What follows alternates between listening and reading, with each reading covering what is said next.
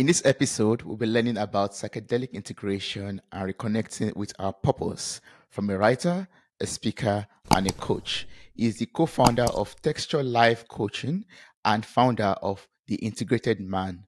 Welcome to the show, Keith. How are you doing? I'm really happy to be here. Thanks to have me. Thank you so much for joining us on this episode.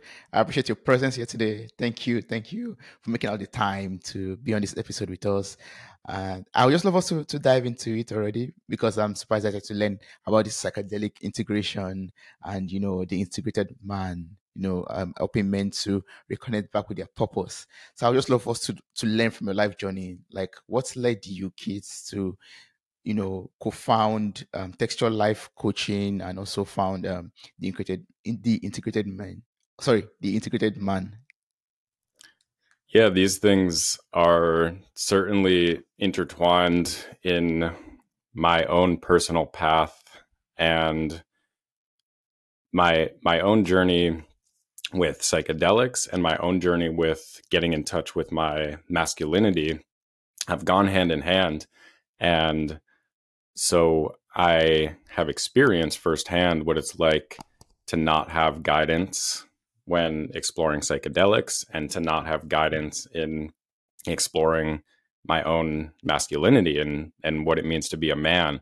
And I my path has been having to figure it out on my own as I went. And that has been challenging at times. It's been quite rewarding as well. But I started these projects in order to serve as an exponent for others seeking to bring themselves into integration through the psychedelics or with men through getting in touch with their own masculinity so that people have some guidance, so that people have a framework, because oftentimes in our individualized culture, we're expected to just figure it out on our own. And this is the story of many people. And I don't like that story. I like the story in which we come together and we pool our knowledge and wisdom that we've accumulated, and we create new ways of doing things that honor the individual's own unique journey, as well as the communal aspects that unify us. So, with the integration coaching, it's helping people to make sense of or prepare for or bring into their being the understandings gleaned from the psychedelic experience. And with my work with men, it's helping them to get in touch with their true selves, their core selves, and not the self that the culture presupposes that one must be, but the self that is the highest self, the true self, so that we can trust ourselves and move through the world in integrity while trusting ourselves. Mm. I love that. Thanks so much for sharing that. You made mention of connecting with your masculinity, like getting in touch with that part of yourself. Can you tell us about it? Like, how are you able to connect with your masculinity? How are you able to accept what it brings along with it? Sure. Yeah. So there's a lot of components to it, but ultimately there's these forces in the world.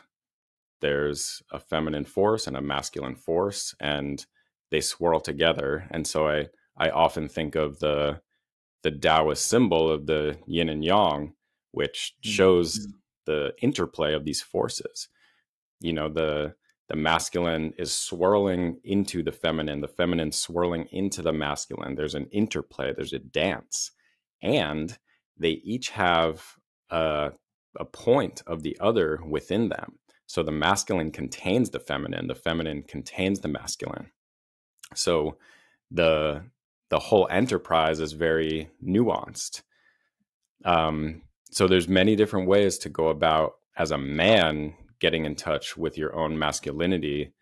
For me, it comes down to one, honoring the truth in your heart. I feel like the heart is the greatest teacher. And as men and as boys, we're not taught about the heart. We're not taught to listen to the heart. We're taught to oftentimes lose ourselves in our work in order to provide, or we're taught to only show a certain spectrum of emotions that includes aggression but doesn't include softness. Uh, so a lot of the work is actually deconditioning ourselves to the cultural expectations of what being a man is, Mm, in order to allow the fullness of our masculinity to blossom. And there's lots of things that I draw on in my own work. One being kind of an archetypal way of seeing things, which archetypes meaning um, an enduring symbol that mm, exists across time and across cultures. And so that's one way to think about it. And there's a mm, well-known book in the men's work space called King, Warrior, Magician, Lover. And it explores these four different archetypes and how embodying them properly brings about a healthy masculinity.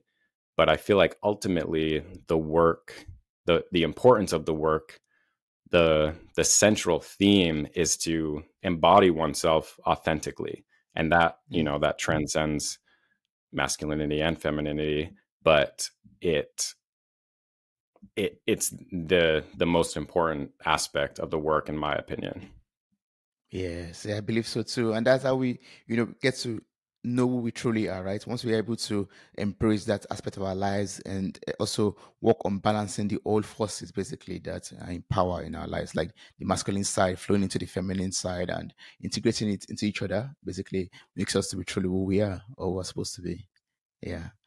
Yeah. And also, yes, I also accepting whatever comes with it, whatever traits and characters, and what, trying to iron everything out and become a better person basically. Yeah. Yeah.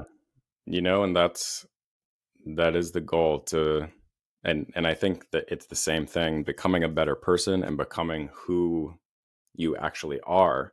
They are the Mm, same thing, because who you are at your core is this bountiful, beautiful human being who moves in love and generosity and wisdom and guidance and all of these benevolent qualities. This is of the nature of our true selves. mm, mm. Yeah, that's true. But for someone out there who is asking, Keith, what is psychedelic integration? Like, I've never heard that word before in my life. How can you enlighten us on this and what is it all about? Yeah, so this is a phrase that people might be hearing more about in recent years, which is a good thing, because there's the psychedelic experience, right? Which human beings, have been exploring for who knows how many thousands of years, um, in various forms, in ritual forms, and personal exploration forms. And the emphasis now that is being placed on integration is an important thing, because what integration is bringing this massive, majestic, ecstatic experience that the psychedelic experience is, Mm, and bringing that into one's understanding, while bringing oneself into alignment with this highest self that we're talking about.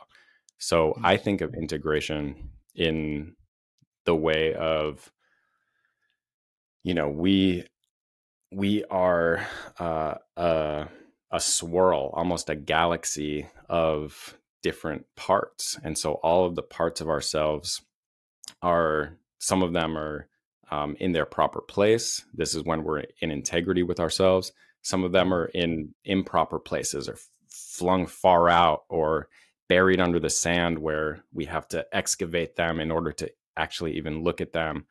And integration is bringing all of the pieces of ourselves into harmonious orbit around the center.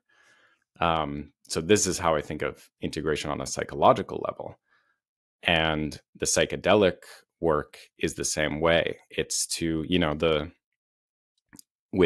the psychedelic experience, there's actually an effect of a lowering of the gates of attention or awareness that allows more information in than our brains typically allow us to experience. And so part of the integration work is we're being faced with all of these, images and themes and memories and particular aspects of ourselves. And in order to not get blown over by the enormity of that, or not lose ourselves in it, or not just be stuck in confusion, we have to integrate those experiences. And that can look like many different things. There's,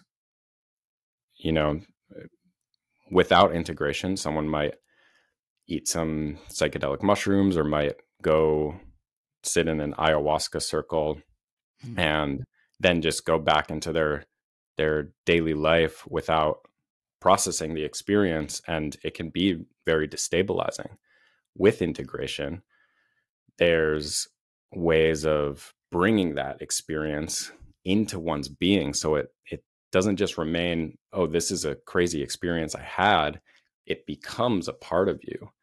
And so we can do this in many, many ways. And some people really find benefit from making art. Some people really find benefit from immersing themselves in nature. Some people find benefit from processing with a therapist or a coach or a friend. Some people find a lot of benefit from journaling or witnessing their dreams and recording their dreams. And there's many, many ways to integrate. The important thing is to have the intention and to allow oneself the space to integrate it. Again, because these experiences are so far reaching, so out there, so ecstatic, they bring you to the limits of the experience of life. And people can get lost out there if they go so far out but don't know how to bring it all back in. Wow. So how do you help people to, go on this journey of this psychedelic integration? Like, are there like some things to pay attention to? Because I know it's a bit broad and wide, and if you're not careful, yeah, one could go wrong. So as a coach that you are, can you help us like guide us in the way we should successfully do this? Yeah. I would say the integration actually starts before, ideally, it starts before you even consume the psychedelic substance. So bringing your awareness to, one, why am I doing this? Why am I choosing to go through this experience?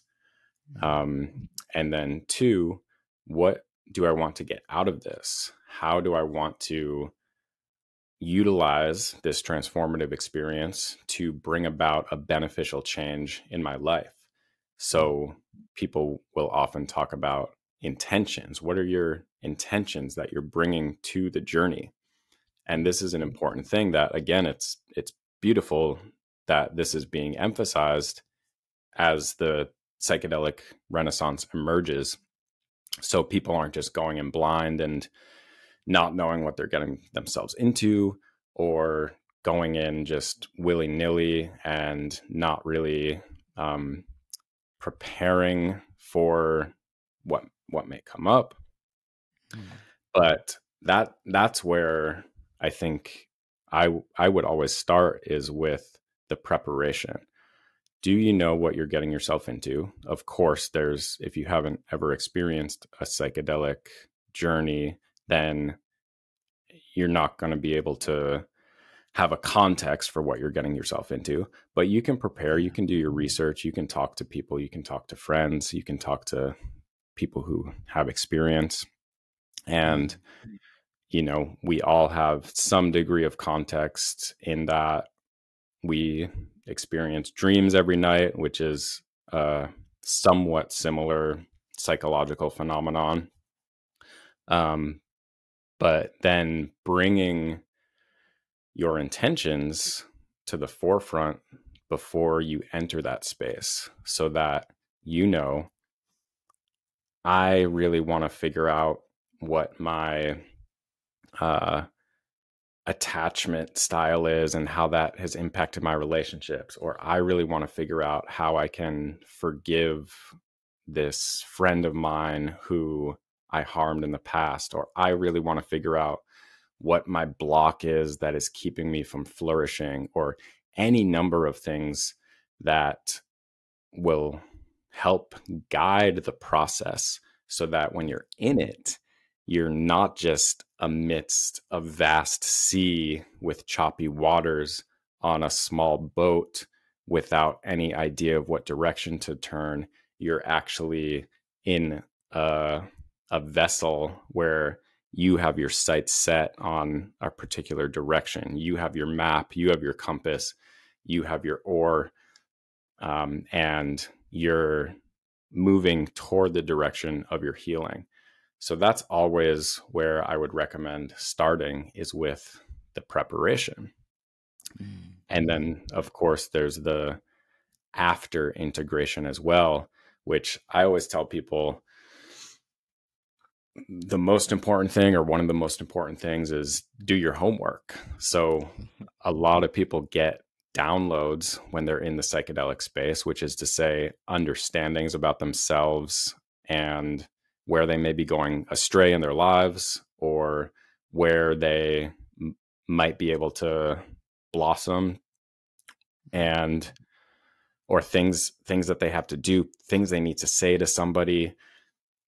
People will often get these downloads, and if we're not following through on the things that are coming through, then those issues are not going to be resolved. So I always tell people, do your homework and really get in touch with, is this understanding, okay, I need to apologize to this person I harmed 10 years ago.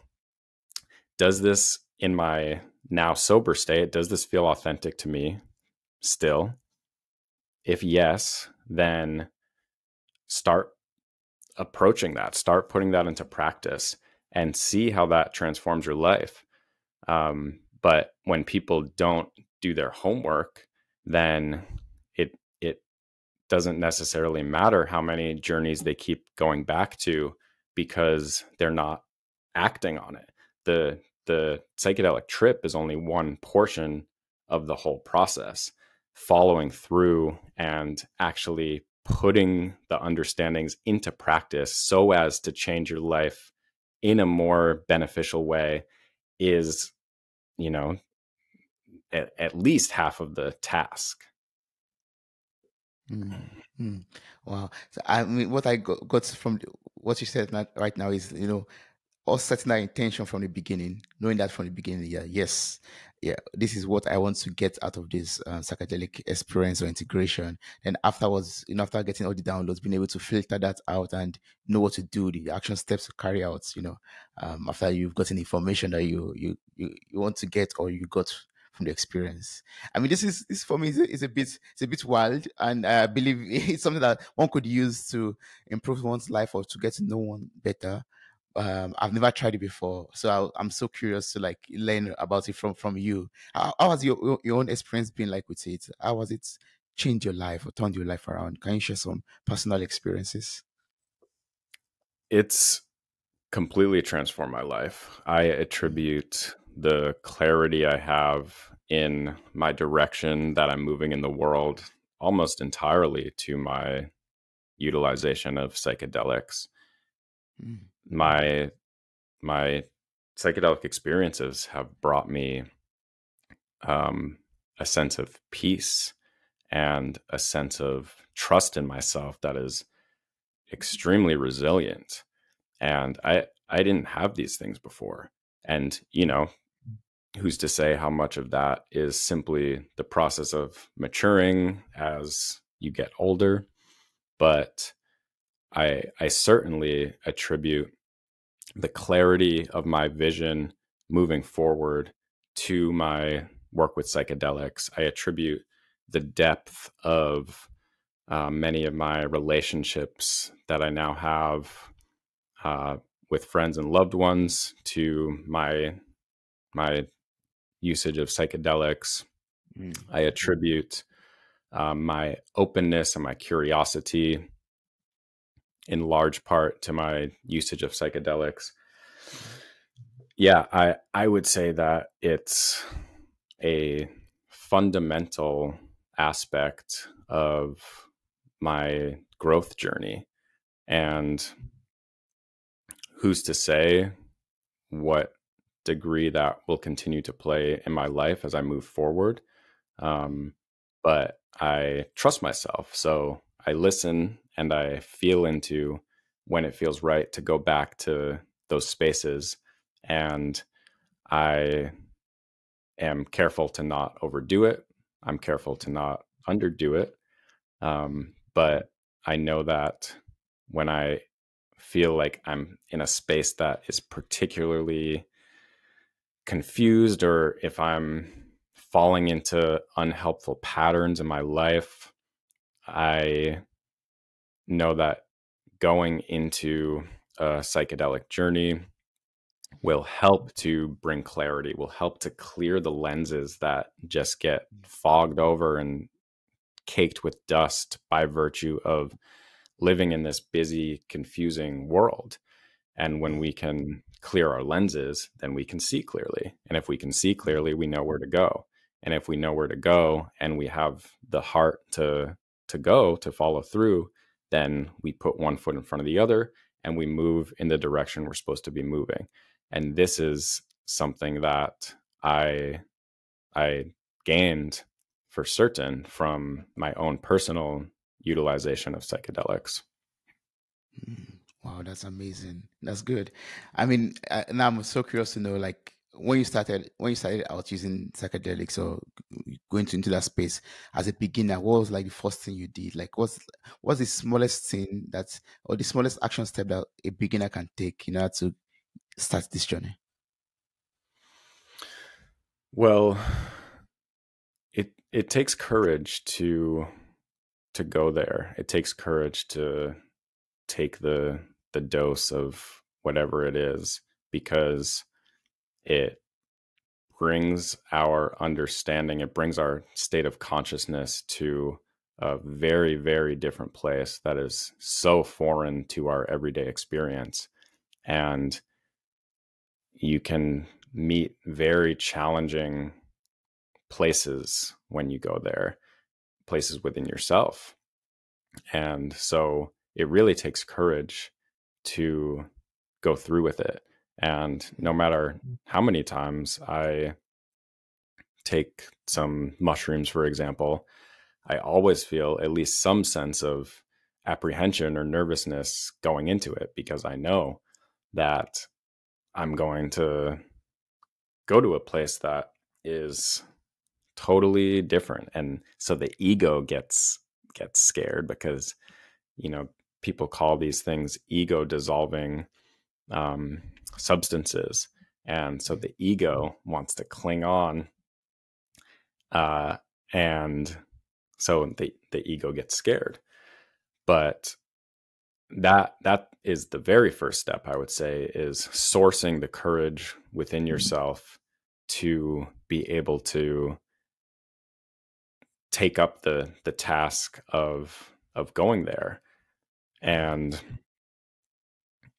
and then from there, it's I mean, it's however you want to approach it. Some people wade in the shallow end of the pool by microdosing or, yeah, taking small doses to just kind of get a sense of what it's like, and that's a good way of doing it. Some people dive right into the deep end of the pool and take a heroic dose and have their world changed in a moment, and that's a fine way of doing it. I mean, I would say all of the ways of experiencing it are fine as long as you are safe with people you trust implicitly and you know what you're getting into.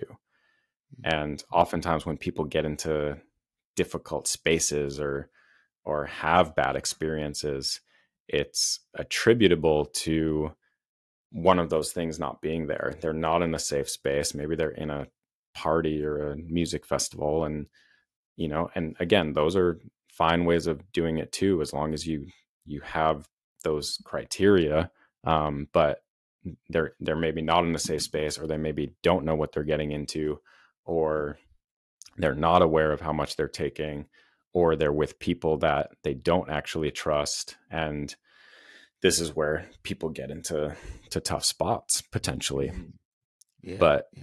yeah, ultimately having the courage to go there and then doing it in a way that honors the tremendousness of these things and is not taking them frivolously. I think if you have those things, the respect for it and the courage to do it, then that's a good place to start. Yeah, yeah. We need that courage to just start. If you want to go on that kind of journey, then you have to take on the courage and the strength to just pull through and create that safe environment, safe people, safe space for you to jump into a space where you could explore and become or learn more about yourself, basically. Well, I'm so curious to know about, this psychedelic integration. Is it the same thing as shadow integration, or are they different things? I would say that there is certainly considerable overlap between those things.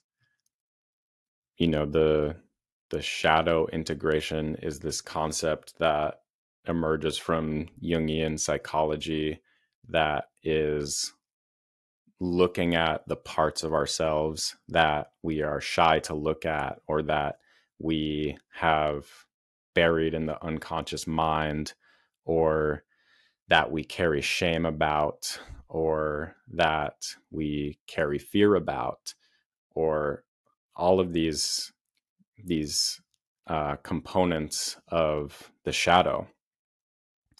And the task of shadow integration is to face all of those aspects of ourselves and to look at the areas that we feel ashamed, and to look at the areas that we may have buried in our childhood, and to try to dredge them up in a compassionate way in order to say to those aspects, you are part of me, come into the center.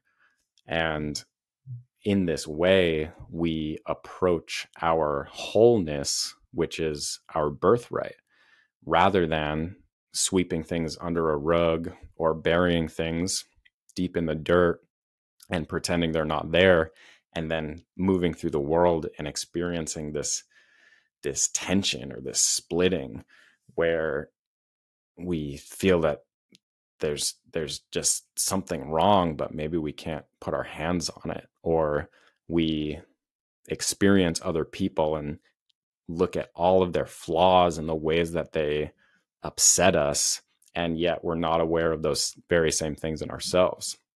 So this is the task of shadow integration: to open your eyes wide and to shine your flashlight in these areas that you may have consciously or unconsciously buried, and bring it all into the center. Say, I see you, come in, you are me. And the psychedelic integration works in the same way. It's because, again, having a psychedelic experience allows us to see so much more of ourselves than we can possibly see just moving through our waking lives. And our task there is to have open eyes and not turn away from the things that are scaring us, but to turn toward them and to say, I see you. What do you want to teach me? I'm your student. I'm here to listen. Show me about myself. Show me about the world. And if we can do this, then again, we're not pushing these parts of ourselves away and pretending it's not there, which leads to sickness and neuroticism and all sorts of ways that we don't want to be living. We instead open our eyes fully, look in the direction of our fear, look in the direction of our shame, and say, come in. We hold a generous, compassionate stance toward these aspects. And we say, I am here with you. Teach me, come to me, be with me. And we invite in these parts of ourselves that otherwise we would dismiss or try to hide. And so in this way, the shadow integration and the psychedelic integration do very much go hand in hand. Mm. Wow. And when all of these things come out, like I'm talking about, taking a torch and putting it into ourselves and, bringing out the things that have been hidden in the dark, basically. When we're able to bring out all of these things and we find out, oh, I've done some things in the past that are wrong. Like I mentioned it earlier, like, maybe you hurt someone like 10 years ago, basically. How then can we go on the journey of forgiving ourselves for the ways we've hurt ourselves in the past, or, maybe forgive others that have hurt us, or maybe get forgiveness from other people around us? How can we go about this journey of getting forgiveness for ourselves and to other people? Yeah, I'm glad you bring that up because I think forgiveness is one of the keys of healing our world. It's one of the major keys to healing our world and to bringing about a state of harmony in which human beings can exist with each other without feeling like we have to constantly be at war or constantly be vigilant or constantly suspicious of the other. And a lot of that does, I think you're right, a lot of that does stem from people's inability to forgive themselves. Mm. Because if we can't truly and honestly forgive ourselves, how can we be expected to forgive another person? Is that possible? Yeah, I am the person I know most intimately of anyone in the world. You're the Mm. person you know most intimately. And, perhaps that is why it creates such a great difficulty to forgive, because I know all the things I've done and all the things I'm ashamed of and all the things that I feel badly about.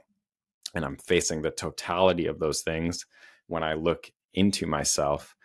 And so it can be a lot, but it's the key. It's one of the keys for certain.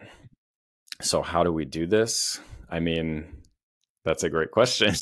Mhm. you know, it in some sense it comes down to self-compassion, self-love. Can I look at myself in the mirror in my mind's eye?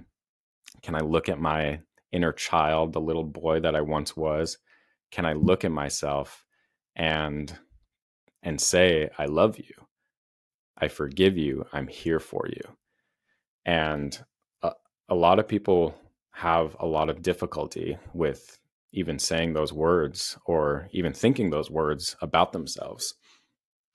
But if we can cultivate this state where my love is resonating inside of myself, where I can look at myself in the mirror and feel that love, feel that heart, then that's the step to forgiveness. And there's this concept in Buddhist traditions, metta, metta, which means loving kindness. And people will meditate on metta. And I think this is one of the great techniques for fostering that sense of self-love and the sense of forgiveness for self and the other. People will meditate on this particular energy, this particular state, this particular understanding called metta, loving kindness.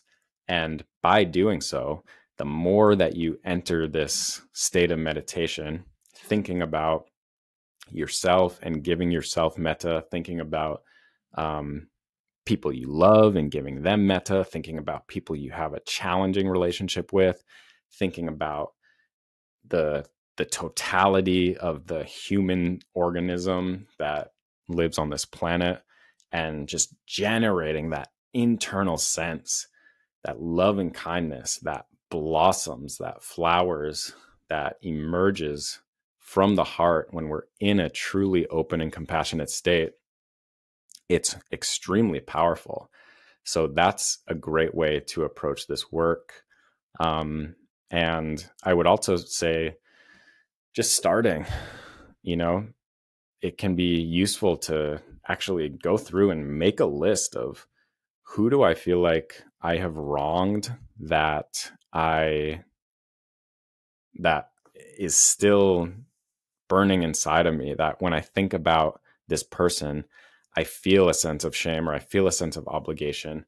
And make your list and then look at the list and see what you want to do with that. Sometimes a symbolic forgiveness can be appropriate, where you can have someone else stand in for that person and ask for their forgiveness and allow your emotions to flow. Sometimes a direct ask for forgiveness is appropriate, where you actually go to the person and you say, this is how I've wronged you. Can you forgive me? And take accountability, and so on and so forth. And then again, turning to yourself and maybe writing up your list of all of the ways that you still hold on to shame, or areas where you haven't been able to forgive yourself, and ask yourself, what do I need to do to let go of this? And then just start that process, bringing that sense of loving kindness and asking yourself, can you forgive me? Can you forgive me? Mm. Yeah, I mean, yeah, I really love that answer. It's basically like standing in front of your mirror and speaking to yourself like your best friend, basically, and telling yourself, Mm, can I forgive you? Looking at your reflection and yeah, reflecting on your life and the journey so far, and ask yourself, can I forgive myself for this, for that, and bringing that love and kindness, like you said, into it, into that conversation that you have with yourself, and let's go of the shame, let go of the guilt, and let's go of whatever hurts or hatred or that might have come up due to activities in your life. I mean, I really love that. That's so deep. Thank you so much, Cheats. That's so deep.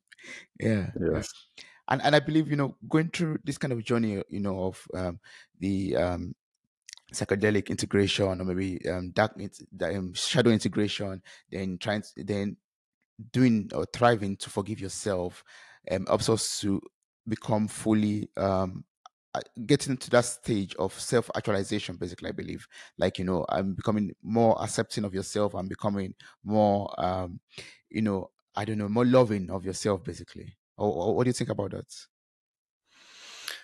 I think that's what the world needs. I think that's what each of us individually needs, because we put so much on ourselves, and it's easy to move through the world and blame yourself for all of your issues. It's easy to move through the world and blame other people for all of your issues.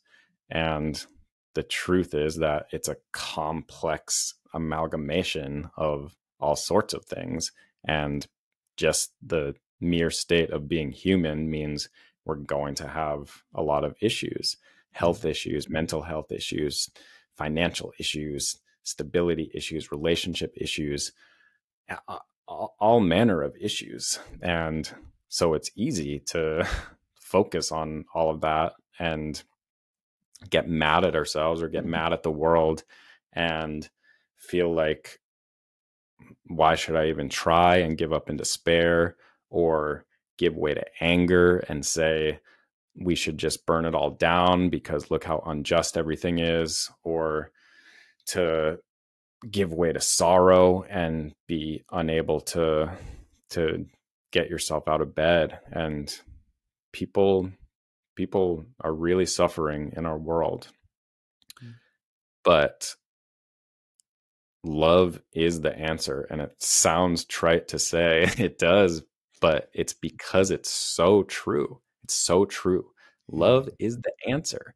And if we can look beyond the mere catchphrase of that and look beyond the bumper sticker that may be, and really delve into the heart of it, into the deep resounding truth of it, and feel it, and not just know it intellectually, but feel it and experience that truth, that love is the way through. The more love that I can inject into a situation, the more love that I can cultivate in my own heart, the better my life is going to be, the better the world is going to be. Full stop. That is just simply true. And so this is our task.